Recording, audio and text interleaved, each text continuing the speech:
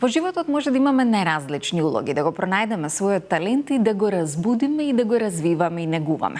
А дефинитивно тој во македонската јавност, за жал во овие 3 години, беше познат, признат и повикуван на многу разговори и дебати за пандемијата. Но ние денеска на гости го поканивме за убава работа, за една стара македонска песна за која тој реши да не потсети и да ни ја донесе во еден поинаков облик. Чести задоволство е ова утро мој гостин да биде доктор Вело Марковски. Добро утро. Добро утро, ви благодарам на поканата и ви благодарам на можноста да еве баш за оваа убава песна да поразговараме и да ги мотивираме нашите граѓани, пред се вашите гледачи, меѓутоа генерално да отворат оваа песна, бидејќи оваа песна е интересна од многу аспекти.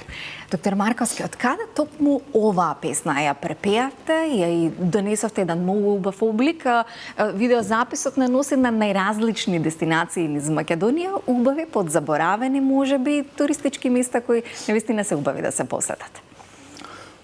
Така, од каде да почнем, значи спотот или записот е навистина на многу убави локации, места кои мене ми оставија овај впечаток, ме импресионира. Има делот таму од Црн камен, нели кај Велес, тој феномен на бегање на водата, бидејќи знаат да ударат ветрови, потоа водопадите во Ореш и така натаму на многу локации. Вие сте и режисер на самиот видеозапис, што е интересна нова улога за која македонската јавност не знае. Знаете што, јас сум мијак, ви спомнав и ние гледаме што е најпрактично. Во моментот, некако бидејќи самиот финансирав, куќите кои се професионално се занимаваат со тоа, нели, нормално имаат големи трошкови и тоа чини многу пари. Така да, покрај тоа што чини многу пари, мојата идеја, секако морав јас да бидам таму да ја пренесам, така да повеќе другарски, аматерски, и со снимателот, и со Александар, нели беше снимател, го направивме, што се вика, овој спот од љубов. Така да, мислам дека е убав, колоритен се допадна на позитивни се коментарите, меѓутоа многу е побитна значењето на самата песна, историјата на самата песна. Значи многу аспекти и тоа ми беше мотивот оваа песна некако да ја повторно оживееме, не само песната, значи таму се пее за Стојан Војвода, најверојатно е Стојан Караџа, кој бил голем војвода, тоа се генерација на војводи пред Гоце Делчев, нели, што ние сме ги подзаборавиле сите, бидејќи во тие векови 17-18 век имало големи фигури од македонската историја.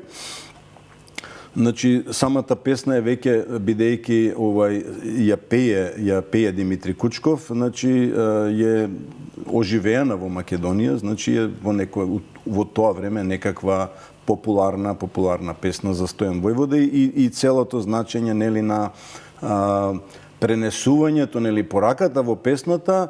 Нели, Стојан Војвода умира, он е од болест, не е а Стојан Караџа е од болест исто така историски. Нели, пораката е кој сега ќе ја пренесе одговорноста, кој ќе ја преземе сабијата, пушката и така натаму. Тоа е едниот сегмент. Вториот сегмент што за мене беше зачудувачки е снимателот на песната. Тоа е први снимени песни во светот се, тоа се Азолај, тоа е француски или алжирец со француско потекло сега, се работи за лекар, 1862 мислам роден, 1926 умрен и доаѓа во едно време од нас ни се гледа чудно, меѓутоа во тоа време на една доминација на западниот свет, на едно време на колониализам во светот, на едно време каде што се пробуваат да се асимилираат големи нации, да се тој универзално се форсира некаков пандам на сегашниот глобализам, се појавува Азолај кој значи снима околу 411 песни и бидејќи е проблем снимањето на звукот, тој ги снима на фонограф на восочни цилиндри. И е многу интересно, ми беше, бидејќи од тие 411 песни, околу 90 се од Европа, меѓутоа тие 90 најголемиот дел се француското говорно подрачје. Има неколку песни снимани од Балканов, почнува од Босна и овие се од Македонија снимани. Всушност во првите споредбата е малку се знае за Азолај, меѓутоа има многу големо историско значење споредбата со неговото снимање како нели праќањето на Voyager во 1977 од НАСА со бројни тонски записи да евентуално некоја друга цивилизација слушне какви ние звуци имаме од животни и така натаму. Така да он успел да ги сними. И третиот сегмент беше што Димитри Кучков, што пее песнава од он самиот се најавува, значи ја пее одлично таа песна и испејана е без, снимана е без музика.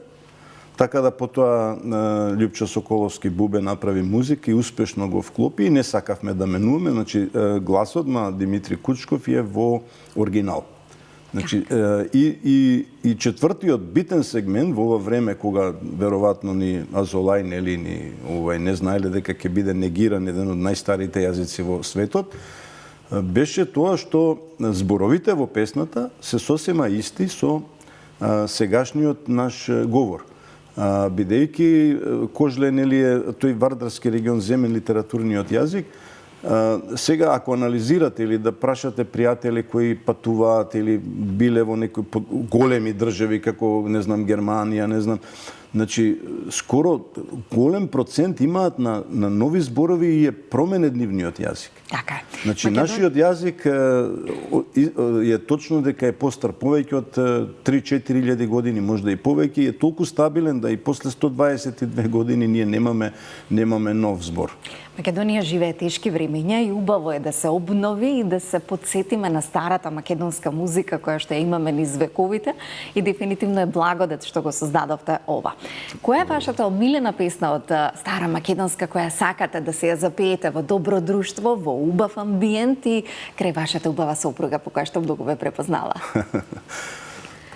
Па, знаете што, многу често ми се навраќаат периодите кога бевме средношколци, студенти, кога во моето папрадиште со братучедите, со Драгче, со Илко, со Јоле, и повеќе на десетина души, буквално знаевме секоја вечер да си правиме седенки со пеење. И тоа ми недостасува и тоа веќе мислам дека не се повторува.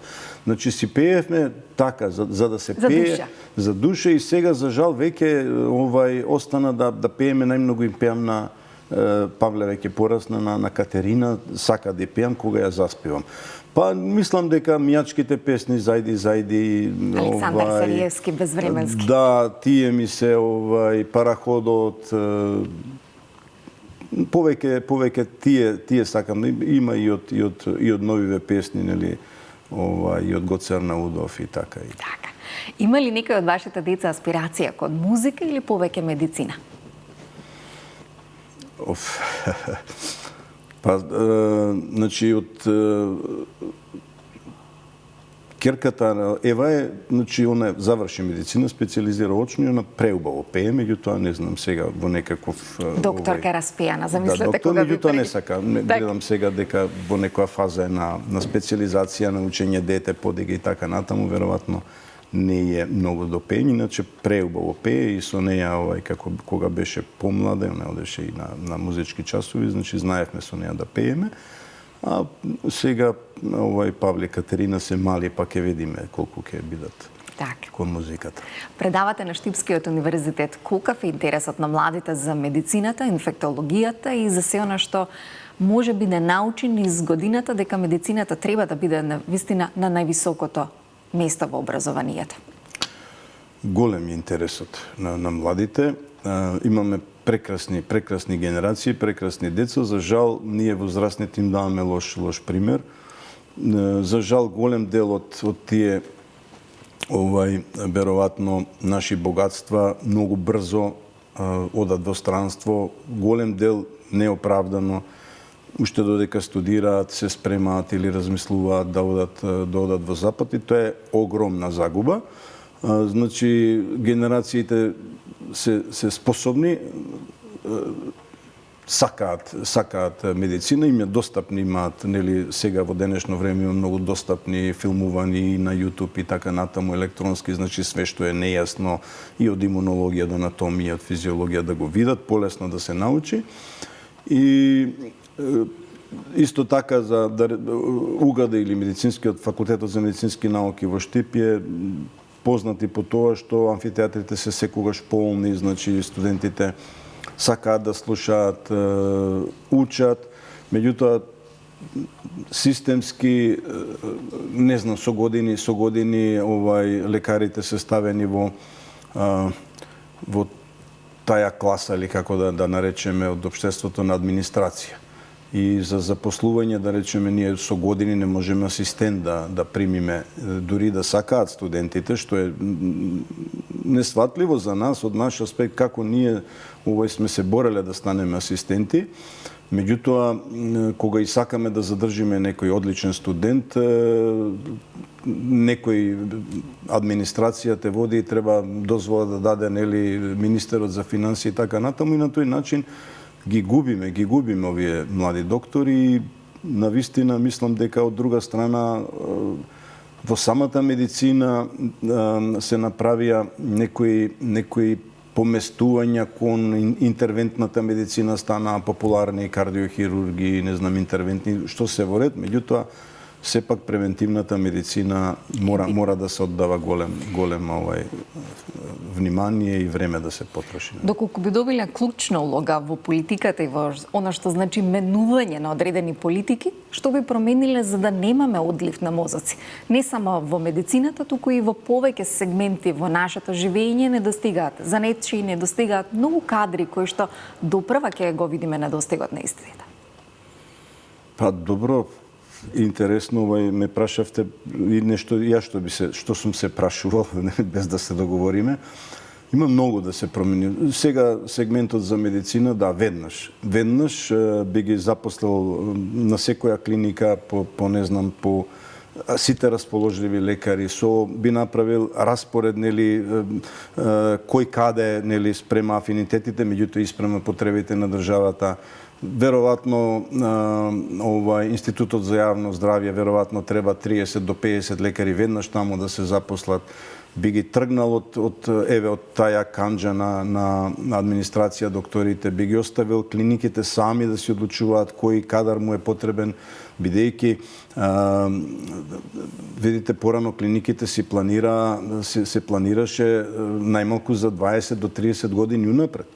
Сега ние имаме последниве 5 години ќе допојдат во пензија последните, да речеме, ајде под наводници, имају младите квалитетни доктори, меѓутоа докторите кои требаше да пренесат знаењето, ние имаме јас од 10 до 15 години кога не примавме доктори. И тоа е голем грев. Значи веднаш сите би ги платил специализации, би зголемил, не знам, платите веројатно на некој начин последниве години реално има некаков пораст, меѓутоа државата мора да поведе грижа за овој кадар кој е прескап. Знаете, едно во Холандија или во Америка едно студирање на еден лекар ја чини државата најмалце, односно приватно си плаќаат 300 до 500 илјади долари, а ние ги даваме без пари. И сега мора да се прави планско. Имаме пример, кажа, во Охрид имаме 30 кардиолози, а нема ни еден педијатар. Значи има гранки каде што ги запоставуваме или беа запоставени или доминирал одреден авторитет, пак целата гранка останала во сенка на него. Значи здравството можеме да го средиме и не само лекарите и средно медицинскиот персонал. И за жал, мислам, мораме реално да кажеме дека во последните 20 години во здравството се примија многу немедицински кадар, значи партиски кадар од сите партии, значи се наполни, така да и тоа е некаков терет, меѓутоа ако сакаме да, бидејќи најскапо во животот е здравјето и секако и најскапи се медицинските интервенции и лекарите се најплатени, ние мораме да се поместиме. Ние не можеме да живееме нели со главата во капитализмот, а со телото во социјализмот. Многу убаво кажано, кога го споменавте дека животот е најскап, како да ја вратиме довербата во државните институции, здравствени институции и каде погрешивме овие 3 години во живот во пандемија и што може да направиме и превенираме да се бориме со она што значи пандемија, се уште ја живееме? Знаете што, поразен и јас се чувствувам поразен и како општество потфрливме во сите сегменти. Значи е страшно колку потфрливме во овие 3 години и страшно е колку се однесуваме како ништо да не било. Многу крупни работи ни се случија последниве децении и ние се однесуваме како тоа нас не засега. Значи имаме огромна смртност, имаме над 16.000 прекумерна смртност. Значи ни се случи една голема трагедија. По сите параметри сме меѓу најлошите во светот.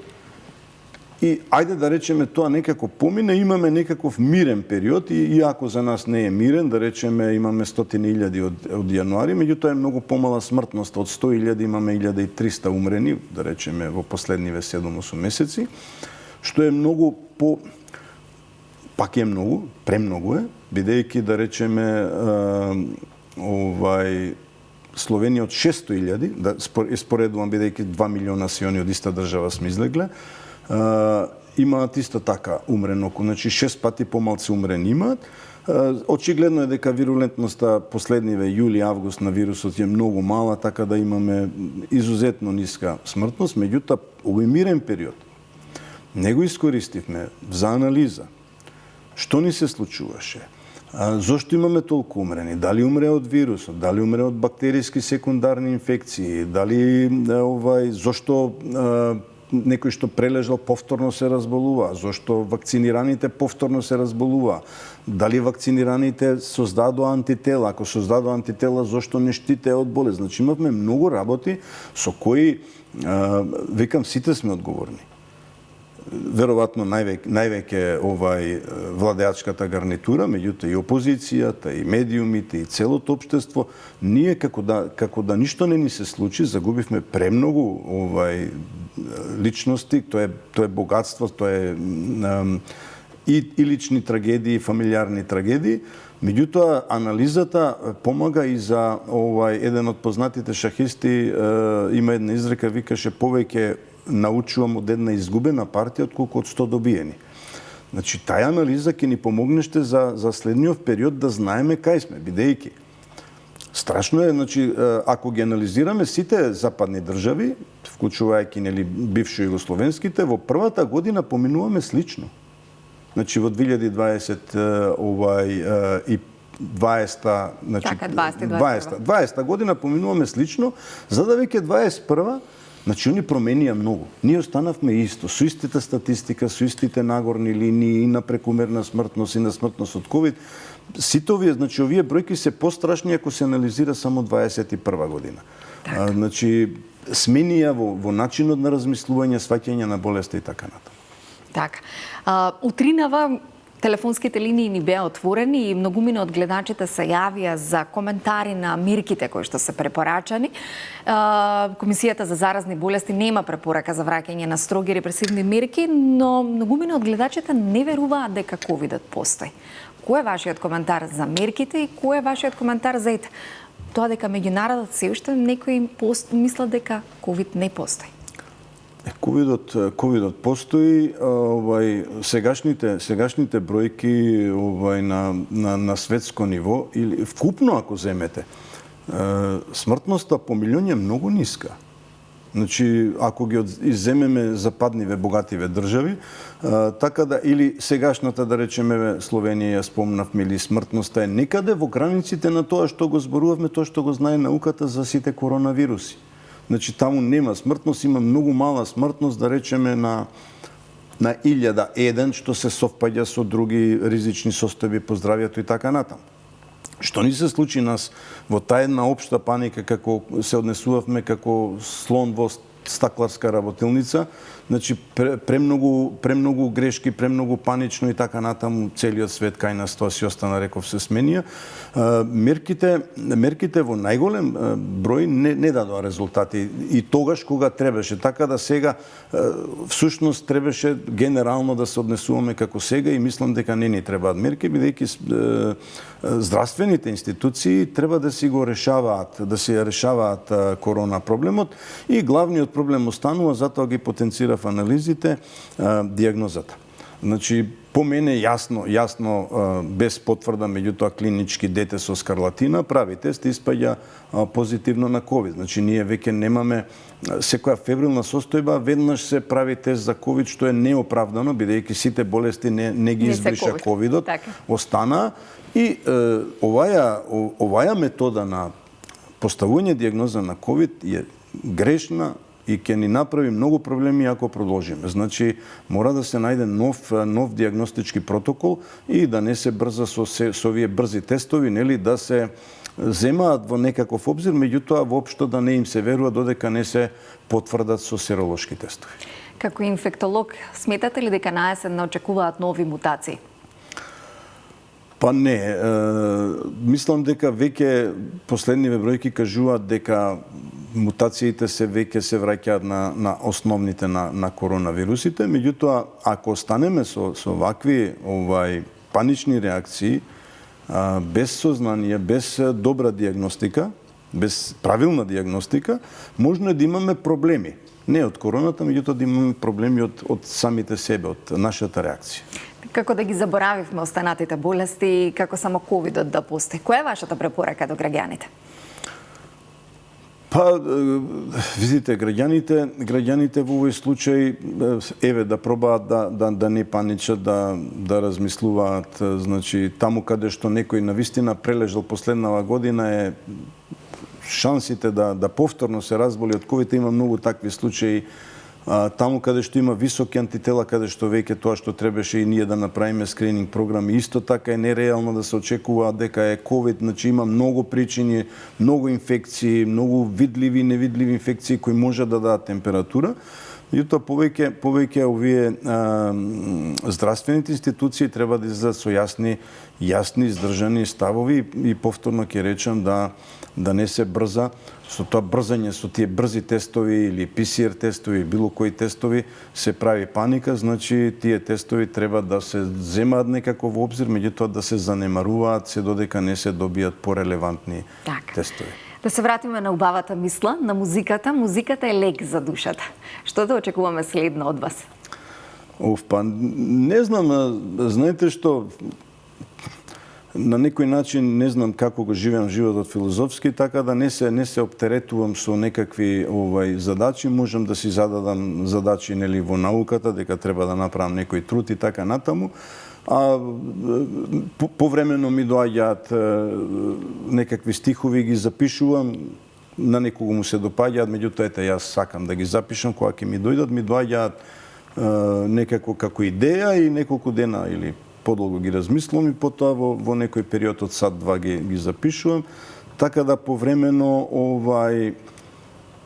ми доаѓа да запеам. Не знам дали повторно ќе снимам или ќе пеем, меѓутоа имаете некои задачи што сум ги поставил, да речеме, има за таткото на Димитрија Чуповски една песна во нашиот крај е заборавена, ја нема Димовице Кејајице, за жал познат наш пејач музиката ја прилагоди на некои негови зборови, што е голем проблем по мене.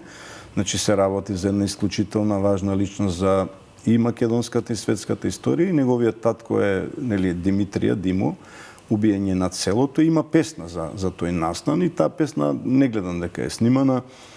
Па имам една емотивна песна за една моја блиска роднина што почина од ковидот. Можеби и таја ми е како зборови ми се напишани веќе од пред неколку месеци, меѓутоа дали ќе дојде момент да се стави на убави планови за убава мисла, ќе ви речев да запееме, меѓутоа вокално нема да можам да ве придружувам. Ајде во друга прилика и на друга локација. Благодарам многу за убавиот разговор и мислам дека е вистинско време да го погледнеме видеозаписот кој што ни го донесовте за Стојан Војвода. Ви благодарам многу. Ви благодарам јас многу.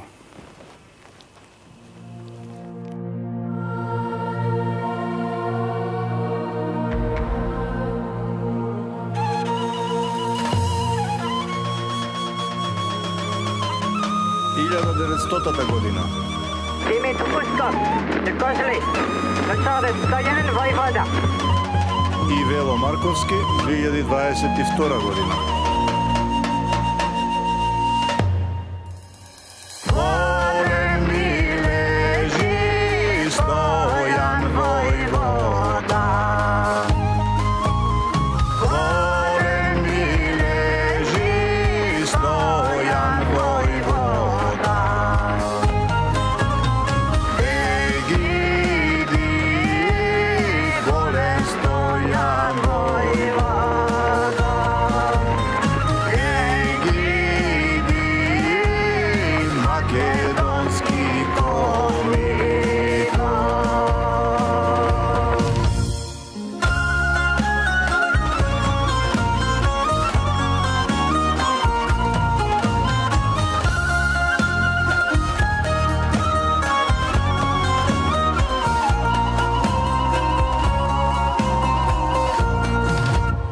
Nad glava mu sedi negovata majka.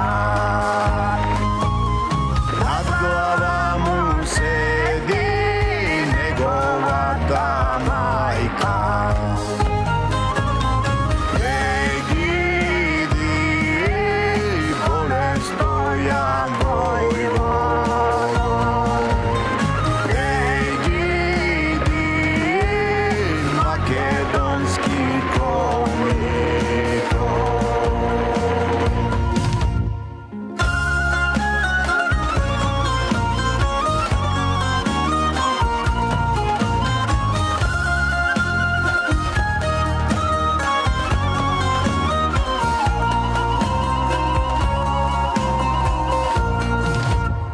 Ojke da ti nosi tankata puška.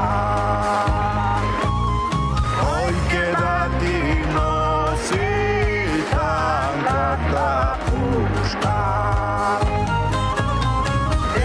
Egidi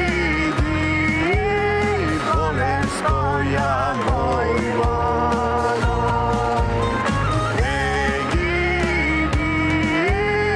makedonski komitat.